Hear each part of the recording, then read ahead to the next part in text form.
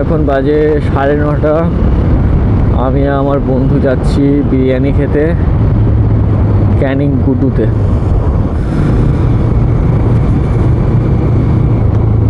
এখন করে এই যে পোস্টারে যে লাইটগুলো দিয়েছে না, দিয়ে দারুণ, খুব সুন্দর লাগছে। কিন্তু যাই বলো, পোস্টারের লাইটগুলো দেখো একটু, কত সুন্দর লাগছে। গেরুয়া দিয়েছে, সাদা দিয়েছে, বাট সবুজটা আর এরা করে উঠতে পারেনি, মানে দিয়ে উঠতে পারেনি, কি বলবো।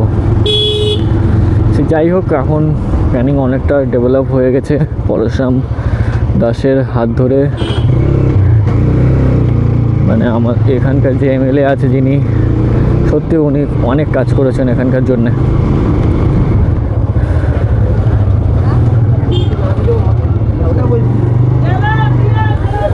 তো এখন আছি ক্যানিং স্টেশনের ধারে। এখানে গাড়িটা এখন রাখবো।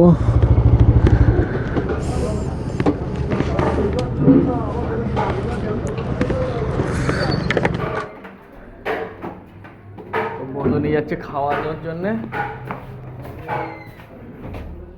ক টাকা নিয়ে এসছি বল? টাকা নিয়ে আসিনি ভাই, তুই খাওয়াবি আমাকে। দুদিন কাজ করেছে বন্ধু খুব জোর।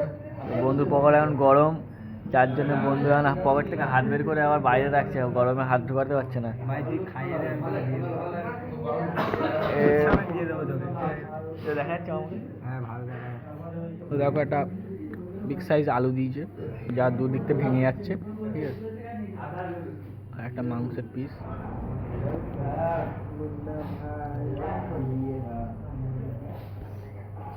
তো ভাই যেমন বিচ্ছি ঠান্ডা পড়েছে, আমার বন্ধু ঠান্ডায় জমে যাবে, যার জন্য গাড়িটা একটু আস্তে আস্তে চালাচ্ছে।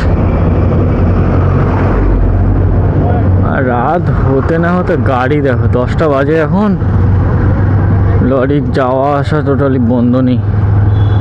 ধরলে সোজা চলে যাবো বাড়িতে। তো এই হচ্ছে ক্যানিং মার্কেট, মেন মার্কেট ভেতরে, বাট এটা হচ্ছে রাস্তার ধারে স্টেডিয়ামের পাশে। স্টেডিয়ামের এই দোকানগুলোর পেছনে স্টেডিয়াম, এই যে স্টেডিয়াম দেখতে পাচ্ছ। আর এটা হচ্ছে সামনে অটো স্ট্যান্ড, এই সামনে এটা হলো অটো স্ট্যান্ড। ঠিক আছে, যারা বাইক নিয়ে ক্যানিং আসতে চাও, দেখো এই যে জায়গাটা, এই টোটোটা দাঁড়িয়ে আছে, এখানে কিন্তু পুলিশ থাকে। এই ব্যাংকের এখানটায় পুলিশ থাকে। তো যারা বাইক নিয়ে আসো, অবশ্যই এই দিকটা খেয়াল রেখো।